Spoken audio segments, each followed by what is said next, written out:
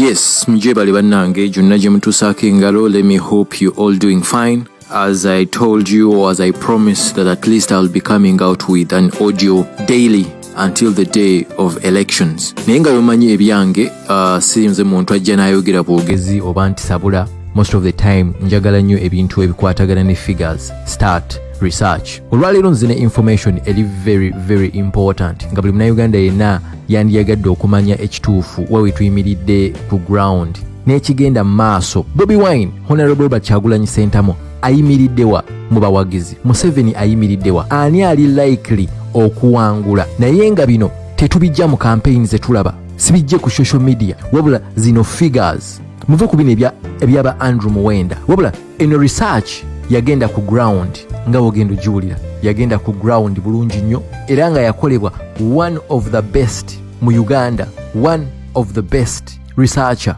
mu Uganda, a consultant at various radio and TV stations, an assistant professor at the Institution of Communication Studies, ICS, none other than Joel Isabirye. Naye ng'omusajja ayakola research eno actually muwagizi wa NRM, naye akolera different embassies mu Uganda. So niwaba wagira NRM niwabeera nga aleerako biased olw'okukuuma reputation ye n'erinnya lyakoze mu field ye, ayina okuvaayo n'akola reporting eri balanced. Naye njagadde kulaga nti if an NRM person can come out with this kind of research, kyekikulaga nti Museveni talina waasobolera kuwangulira Kyagulanyi. But at the end of the day, it will all depend on voter turnout. Nga sinaba na kutandika, oyagala Kyagulanyi okuwangula, oyagala Kyagulanyi awangule in numbers, if you are a supporter, you have to go and vote. Kyonna kigenda kuggweeraawo, you have to go and vote. Tutandike. National Electoral Survey conducted by Market Intelligence Group MIG, November 2020. Njagala muwulirize bulungi nnyo bannange olwaleero. Final summary of findings. Methodology. Gumnangi atakutegeera kagamba ako methodology. Methodology is a system of methods used in particular area of study or activity. Obukodyo oba system gye bakozesa okutuuka ku bino ebizuuliddwa mu research eno kye tuyita findings. Stratified random sampling with sub-regions, urban, peri-urban and rural settings forming the multiple strata, while selection of respondents was random but with a filter of registered voters. Nga bakola research eno yali random, tewaliwo muntu yenna gwe batargetinga. Sub-regions, mu town, mu bitundu ebirinaanidde town, mu byalo bagenda batuukirira abantu randomly, naye ate baateekamuko ka filter. Abantu batuukirira nga bakola research eno ba registered voter bokka abagenda okulonda. Njagala mu sharing a message eno. I want you to share this message because it's very important. Why? Museveni has been giving fake opinion polls nga bagezaako okudiscouraging abantu, okuintimidating abantu, bamulage nti ali waggulu, naye ze zino facts nga togenda kuzijja walala wonna. 70% of respondents were 18 to 29 and 30% were 30 plus, in line with the National Housing and Population Census NHPC report from Uganda Bureau of Statistics 2014 on our population structure. Abantu baatuukirira mu research eno, abantu 7 ku 100 baali myaka 18 ku 19, ate nga abantu 3 ku 100 baali myaka 3, naye nga already abantu abo bali mu records ne National Housing and Population Census mu report eyo, ate nga report eyo eva mu Uganda Bureau of Statistics. Wenkulagira ku population yaffe, wenkugambira toyina report gyojja kusanga ewa opinion entuufu n'ekigenda maaso okujjako eno yokka. Gender was equally weighed, meaning that 50% of the respondents were male and 50% female, almost in a tandem with National Housing and Population Census report from Uganda National Bureau of Statistics. This also closely corresponds with the data from the Independent Electoral Commission of 8,439,564 male voters, 47.9%, and 9,218,963 female voters, 52.21%. Eno research yakolebwa naye ngeri based on 50-50, abakazi n'abasajja 50-50, muve ku bino bya Andrew Mwenda. Era kino kyakolebwa nga kiri in line ne report eya National Housing and Population Census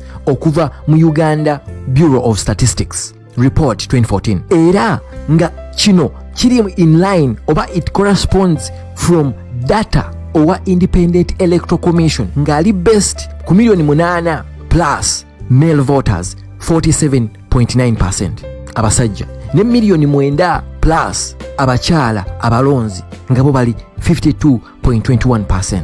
Don't get confused. I'm coming. You'll get this better. All 146 districts visited to have a more accurate representation. Munange gwe ng'owulira report eno oba research eno njagala okitegere nti district zonna mu Uganda district 146 zonna abakola research eno baatuuka tebabeesinga mu Kampala wokka, Mbalala, Jinja nedda. District zonna baazikyalira basobole okufuna report eri accurate, report entuufu. All respondents were registered voters to have a more accurate representation. N'ekirala nga bajjeko okuvisitinga district zonna 146 bonna abantu be baatuukira bamakinganga sure nti balonzi bali registered era okufuna report entuufu eri accurate mu luzungu. Findings ebyazuulibwa kati bye tugendako. Out of 11 presidential candidates nominated at the Independent Electoral Commission, only 8 were listed respondents. The nominate candidates were Yoweri Kaguta Tibahabulwa Museveni, Norbert Mao, Kyagulanyi Robert Sentamu, Mugisha Muntu, Patrick Oboy Amuriat, Nancy Rose Kalembe, Henry Tumukunde, John Katumba, Willie Mayambala, Fred Mwesigye, Joseph Kableta. The respondents did not list Willie Mayambala, Fred Mwesigye and Joseph Kableta in any of the sub-regions. Nga wulidde report eno oba research eno yakolebwa ngeri best ku bantu abali nominated abantu 11 naye ate 8 gwokka be bali listed n'abantu abaddangamu naye ate era ba respondents tebalistinga Willie Mayambala, Fred Mwesigye ne Joseph Kableta in any region nga tebamanyiddwabo anywhere. The results show that Kyagulanyi Robert Sentamu is the leading candidate with the highest score of 59.1%, while Tumukunde has the lowest score of 0.2%. Mugana wange tuli ku byazuulibwa findings. Results ziraga nti Robert Kyagulanyi Sentamu ya leadinga mu bakandidate bonna abeesimbyewo era nga leadinga by 59.1%. Asembayo wansi with the lowest score ye Tumukunde with 0.2%. Kyagulanyi also leads his closest challenger Museveni by 23.2%, while is ahead with the last candidate Tumukunde by 58.9%. Kyagulanyi ali waggulu wa Museveni lusuubira okuba owookubiri amuleadinga by 23.2% ate nga aleadinga Tumukunde asembayo wansi by 58.9%. Bani njagala muwulire zino results kubanga tewali report eri accurate ngeno. Lwaki districts zonna 146 zagendebwamu abantu be baconsideringa mu research be bantu abalonda. So tuve mu bana bagamba social media campaign nedda abantu abaconsideringibwa mweno campaign. After visiting 156 districts, these were only registered voters. Era nga kiraga Kyagulanyi yali waggulu wabona by 59.1%, ate nga leadinga Museveni kyasingako Museveni owookubiri 23.2%. 3. Tuli ku findings ebyazuulibwa. Kyagulanyi's best performance is in Elgon Bugisu sub-region with 78.3% and his worst in Ankole sub-region with 24.1%. Kyagulanyi ekitundu kyasinga okukola obulungi ennyo ye Elgon oba Bugisu sub-region. Kyagulanyi eyo ng'alina obuwagizi bwa 78 n'obutundutundu busatu 78.3%, ate ng'ekitundu kye yakolamu obubi oba gyasinga obuwagizi obutono mweno research ye Ankole sub-region naye nga nayo ayinayo 24.1%. Museveni's best performance is Ankole sub-region with 73.3% and his worst in Buganda sub-region with 17.5%. Museveni ye gy'asinga obuwagizi ye Ankole sub-region. Bobi Wine gy'asinga okukola obubi naye nga yo aleadinga by 73.3%. Njagala muze bulungi, Museveni gy'asinga obuwagizi aleadinga by 73.3%. Gy'asinga okubanga tebamuwagira ye Buganda sub-region aliyo by 17, alina obuwagizi bwa 17.5%. Ndowooza olabira Kyagulanyi akyasinga. Kyagulanyi ye gy'asinga aleadinga by 78.3. Museveni gy'aleadinga aliyo by 73.3. Worst performance ya Kyagulanyi eri 24.1. Worst performance ya Museveni eri 17.5.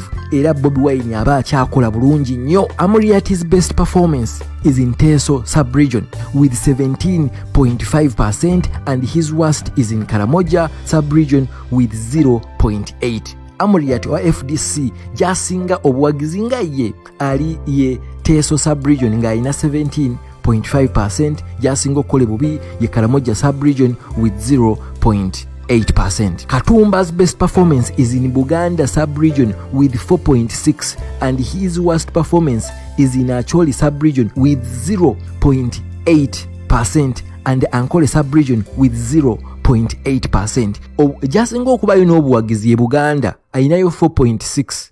Worst performance ye mu Acholi sub-region ne Ankole sub-region wonna ayina 0.8%. Muntu's best performance, Mugisha Muntu, is in Kigezi sub-region with 3.3%, and Buganda sub-region with 3.3%, and his worst performance is in Ankole sub-region with 1.7%. Oyo Mugisha Muntu yo obuwagizi obubweje businga Kigezi sub-region ne Buganda sub-region ngeyo yonna ayina 3.3%. Worst performance ye eri mu Ankole kyewuunyisa ayinayo 1.7%. Olwakadde n'obutawanvu ya nnyo video, Kalemba kamubuuke, Mau kamubuuke, tumukunde kamubuuke kuba mainly tebitukolera makulu. Tugende ku findings endala. The best and worst results are for where the candidates were listed. With the expectation of Kyagulanyi and Museveni, the other 6 candidates are not listed by voters in sub-region of Bunyoro, Elgon, Bugisu, Lango, Rwenzori, Sebei and Western Uganda. Eno ebitundu byenvo kusomera eyo yo bamanyi Museveni na Kyagulanyi era nga bano abalala tebaali listed at all. This presents the contest as two-horse race between Kyagulanyi and Museveni. Kati nno kino kiraga nti abantu betulina mu kalulu kano bali abantu babiri bokka, Kyagulanyi ne Museveni, era nga kati betugenda okubeesingayo mu findings zonna ezisigadde. Muwulize bulungi nnyo. Kyagulanyi leads in 12 out of 16 sub-region. Nkakuddiremu, Kyagulanyi leads in 12 out of 16 sub-region. Namely Buganda 69.2%, Bukedi 75%, Bunyoro 70.8%, Busoga 68.3%, Elgon, Lango 57.5%, Toro 68.3%, Rwenzururu 72.5%, West Nile 66.7%, while his closest challenger Museveni leads in 4 out of 16 sub-regions, namely Acholi 51.7%, Ankole 73.3%, Sebei 51.7%, and Teso 49.2%. Mu sub-regions zetulina 16, Kyagulanyi ali waggulu nnyo mu sub-regions 12. Out of 16 sub-regions, Kyagulanyi already ali waggulu nnyo sub-region oba asinga Museveni mu sub-regions 12 out of 16. Museveni ye asinga oba ali waggulu ku sub-regions 4 zokka.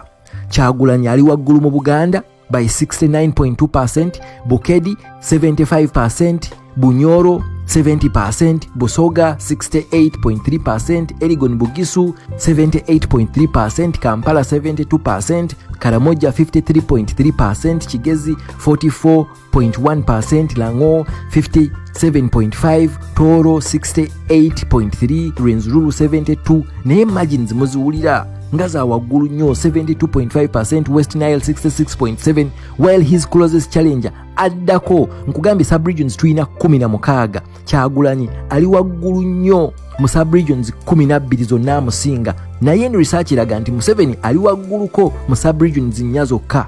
Sub-regions eza Museveni bataddemu Acholi, kyewuunyisa kuba Abacholi nga bali bubi nnyo, mulimu Ankole, mulimu Sebeyi, mulimu Nteteeso. Naye ng'okyatunuulira bino, njagala otunuulire margins Museveni z'aliidinga 51.7%, 70 ayinamu 73.3%, Mwankole moka ewalala alimu 50, ewalala alimu 49. Bobi Wine yonna gy'aliidinga oba Kyagulanyi awasinga wonna average alimu 70 plus. Kitegeeza nti tali kuwangula mu sub-region 12 zokka, naye ne margin gy'awangulirako eri waggulu nnyo okusinziira ne zino sub-region eza Museveni nnya, kuba alimu 50%, naye Kyagulanyi yonna gy'ali alimu 70.7, alimu 70 plus percent. Yoyo Kyagulanyi. Nkugambye eno report yeyokka entuufu eraga opinion polls, kubanga bavisitinga districts 146 ate nga abantu abalimu eno report bokka abaregisteringa abagenda okulonda. Tuli ku findings gwa yakatujoininga. Kyagulanyi leads amongst both age categories, i.e. 18 to 29 and 30 plus. Kyagulanyi awangula oba ali waggulu wa Museveni mu age brackets zonna, okuva myaka 18 mpaka 19 mpaka myaka 29 n'okuva ku 3 n'okweyongerayo. Kyagulanyi eno research eraga yakyaliidinga ali waggulu nnyo. 6. Nkugambye tuli ku findings. Kyagulanyi leads amongst both gender categories, male and female. Aliidinga mu gender categories zonna 7 out of 16 sub-region listed unemployment as the most pressing problem for Uganda today, which they want whoever wins the election to address. Ngenda kakudiramu. 10 out of 16 sub-regions listed unemployment as the most pressing problem for Uganda today, and which they want whoever wins the election to address. Sub-region nabagambye ziri 16, naye sub-region 10 ekizibu kyabwe ekisingira eddala kwe kubeera ng'abantu tebalina mirimu, unemployment kyekisinga okubabonyaabonya, era nga bo baagala yenna awangula akalulu kyekintu kyaba alina okusooka okukwatako. Eligon Bugisu had the highest number of respondents indicating unemployment. Bugisu sub-region be basinga abantu abatalina mirimu, naye kati kankuyitiremu unemployment rate mu bino ebitundu. Niwe olaba lwaki baagala president, baagala Kyagulanyi ajje. Museveni bamukoye after 35 years. Unemployment rate eyimiridde bweti, era kyova olaba ng'eno yonna most of these areas baagala president mupya. Acholi unemployment rate eri ku 15%. Can you imagine? Ankole unemployment rate eri ku 21.7%. Buganda unemployment rate eri ku 13.3%. Bunyoro unemployment rate eri ku 19.2%. Eligon nabagambye Eligon oba Bugisu region be basinga okubanga abavubuka tebalina mirimu, abantu tebalina mirimu. Eligon unemployment eri ku 32.5%. Lango eri ku yeyokubiri nga bo bali unemployment rate yabwe eri ku 29.2%. Can you imagine? Rwenzururu unemployment rate eri ku 24.2%. Sebeyi unemployment rate eri ku 28.3%. Teso unemployment rate eri ku 13.3%. West Nile unemployment rate eri ku 25.8%. Bano abantu kyekizibu kyabwe ekisinga. Eri ekyo Honorable Kyagulanyi Ssentamu akimanyi, bo baagala omukulembeze yenajja kyekintu kyasooka okwadressinga. Banaye nina mu kafulu akatonotono we mulyange eddoboozi lyange likyuse, do not mind. Tweyongereyo. 5 out of the 16 sub-regions listed poor roads as the most pressing problem that should be addressed.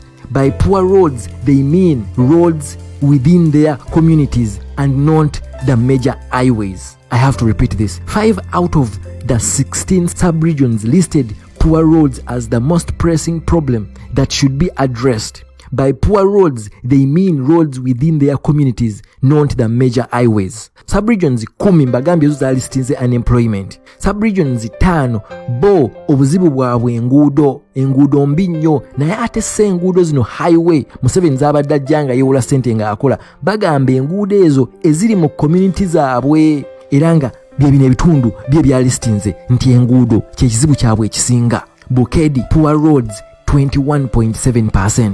Busoga poor roads 20.8%. Poro poor roads 16.7%. Kampala poor roads 20.8%. Karamoja poor roads 15.8%.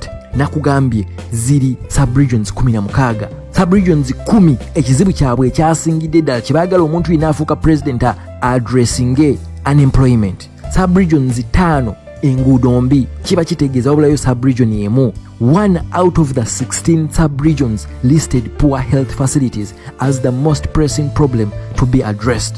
kigezi byo bagamba ebyobulamu embeera health facilities kyekizibu kyabwe ekisingira ddala. kigezi poor health facilities 10.8%. muganda wange eyo research lwaki abantu baagala Kyagulanyi, lwaki Kyagulanyi ali waggulu nnyo. ebizibu byabwe bingi, saagala olowooze nti bano abalala nga bo tebayogedde ku health facilities, tebayogedde ku nguudo nedda. eno research yajjamu ebisingira ddala. neyo gy'olabye abagambye unemployment 10 subregions nga zo zigambye unemployment balina ebizibu ebirala bingi nnyo. naye tetusobola biteeka wano, nja kwogerera lunaku lulamba. the most pressing ekisinga okuba waggulu kyekyalondebwamu eno research findings eziri brief. kati nga mmaliriza, I want you to note this. These are not votes but the result of a survey conducted in November. Candidates have been on the campaign trail and a lot of work has been done by all of them. The numbers will certainly change as a result of candidates' activities. For those who think President Museveni is the best candidate in Uganda, in Ugandan history, and one of the best the African continent has ever had, we believe he should and he will win. But as a researcher basing entirely on the data obtained from the survey, I'm not underestimating Kyagulanyi. There is something going on with that candidate. Njagala nkunnyonnyole ka statement kensomye. Research eno yakolebwa n'omusajja awagira NRM. ekyo saagala okirabire, kyovulaba nti yataddemu ka statement yako mbu for us who think President Museveni is the best candidate in Ugandan history and one of the best on the African continent has ever had, we believe he should win. Awagira Museveni. Era kyovulaba agamba nti ye ayagala Museveni awangule. Era mmwe abalowooza ekyo mulowooze ekyo, naye ng'amaliriza amaze n'akugamba naye kati tuve ku ebyo nti mpagira Museveni. Agambye kati nga researcher based entirely on data, nga researcher nga kino research yonna eri ku figures, ku bituufu ebyasangiddwa mu survey mu research eno. Agambye I am not underestimating Kyagulanyi. There is something going on with that candidate. Agambye nga ye researcher nga abeesingira ku ebyo ebyajjiddwa mu field. Agambye tosobola kunyooma Kyagulanyi. There is something going on with that candidate. Agambye waliwo ekigenda maaso ne Kyagulanyi nga tewali muntu yenna asobola kukitegeera, naye kennyini kimulemesezza olw'obuwagizi bw'alina obutabeerangawo, nga tewali muntu yenna bantu gwe baali bayagadde nga bwe baagala Kyagulanyi. Kyova olaba agambye naye kennyini takitegeera. There is something going on with that candidate. Naye we mmaliriza wano mbamba lyazaamanyiza John nabaleestedde propaganda wa Andrew Mwenda. Omusajja ono Joel Isabirye wamala okuteekayo ripooti eyo baamwataakinga nnyo especially abantu b'omu NRM, era ne batandika okukyusa figures nga olaba Andrew Mwenda bwe yakikoze. Naye n'alemerako n'agamba nze mbeesinga ku ki kye nalaba mu research era kye mbagambye ekituufu. Naye yamala n'awandiika akantu, essaawa 24 yawandiisa akantu ng'akawandiikidde Kampala voters. N'agamba a number of Kyagulanyi supporters have sent me messages asking me if their candidate is going to lose because Andrew Mwenda says that there are 1.3 million voters in Kampala. Mujjukire jonna bagambye Andrew Mwenda oluvannyuma lw'okukola ebyo byakoze n'enzija n'embikuba ng'abuzaabuza abantu propaganda. Kati abantu nga bwe bajja mu inbox yange, abantu bagenze mu inbox ya Joel Isabirye ne bamugamba bino Andrew byayogera kitegeeza tugenda kuluzinga mu Kampala olw'okuba Kampala yonna mulimu abalonzi 1,300,000. Joe Isabirye yagambye I am surprised that first of all people can ask me about who is going to win.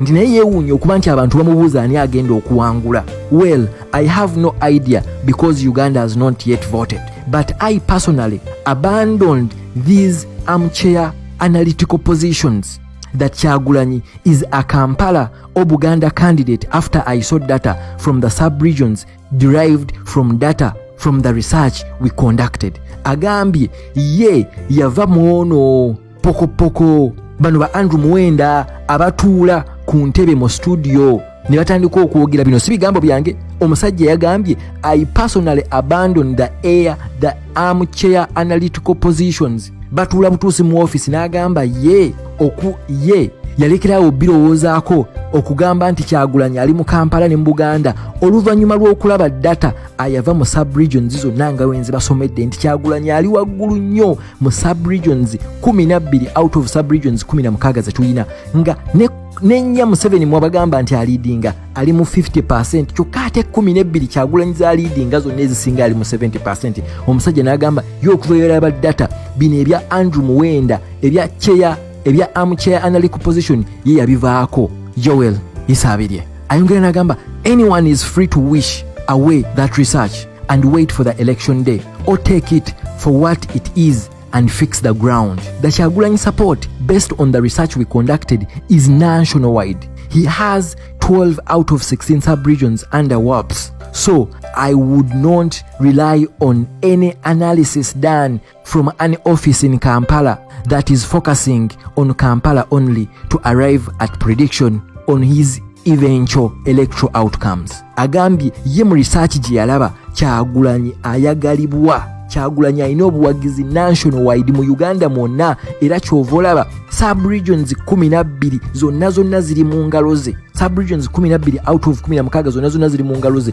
N'agamba ye nga ye omukozi wa research nga yagenda districts zonna balonzi bokka. Agambye mulekeraawo oba ye tasobola kudda n'atandika n'okuwuliriza analysis akolebwa bano abasajja abatudde mu office mu Kampala. That said, kino kiri very important. That said, the ultimate winner will be that candidate who gets his voters out to vote. How they do so, I have no idea.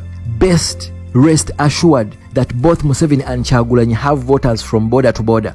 To note the extent of the Kyagulanyi threat, half of the respondents in Mbarara, one of the many districts in western Uganda we visited, said they would vote for NRM candidates for all electoral positions and for Kyagulanyi as president. Many are young voters, but some are old. Cruise FM also did a scooping poll around Mbarara city, and I saw them post on their page almost similar findings. That is not something to take lightly, considering that Mbarara should be President Museveni's stronghold. Kankabaddiremu kano mu Luganda tumalirize. Kino njagala mukiwulire bulungi nnyo. Isabirye agamba era nga nange mbagamba nga bulijjo oyo yenna agenda okuwangula ne margins ez'amaanyi. Tulabye essaawa zino Bobi Wine ali waggulu, sub-regions 12 ali waggulu nnyo, naye ekigenda okuba important, ekisinga okuba amakulu, mugende mulonde, mukubirize abantu bonna bagende balonde. Kyekigenda okusalawo kugenda kulonda. People should go and vote. Mugende mulonde, mukubirize abantu bagende balonde. That is the major deciding factor. Deciding factor. Abantu mugende mulonde. Tekimala okubanga Kyagulanyi alina obuwagizi ne mutagenda ne mutolonda. Zino zonna figures ziri best ku bantu abali registered, abantu abagenda okulonda. Mugende mulonde. Bobi Wine agenda kuba Museveni akalulu kaatalabangako. These are figures from registered voters. Andrew Muwenda figures alina ajja y'abataalonda. Zino figures zonna zaakolebwa mu districts 46 naye nga zaakolebwa ku bantu abagenda okulonda abali registered. Okumaliriza, alaze lwaki Bobi Wine ali threat y'amaanyi nnyo ku Museveni mu Mbarara district Museveni gye yandibadde nga awangulamu. Research eyakolebwa gye nibaza okumayitiramu waliwo ne Cruise FM radio nabo baakola research y'emu ne basanga nti abalonzi bangi nnyo bo tebalina buzibu na kulonda bantu ba NRM mu bifo ebirala, naye abasinga bonna percentage bagamba wadde nga bagenda kulonda ba MP tebafaayo ba MP ba NRM baba NUP, naye ku bwa president baafaayo nnyo era nga abantu abasinga mu Mbarara bonna bagamba ku bwa president tewali kubuuza bagenda kulonda Kyagulanyi. Kino kyali Mbarara Museveni gye yandibadde nga alina stronghold. Nga maliriza, gana amazima toyina w'osobola kugajja. Zino report tezigenda viral. Report ebikyupuli bye bigenda viral. Mu sharing message. Mbaagala nnyo. Peace.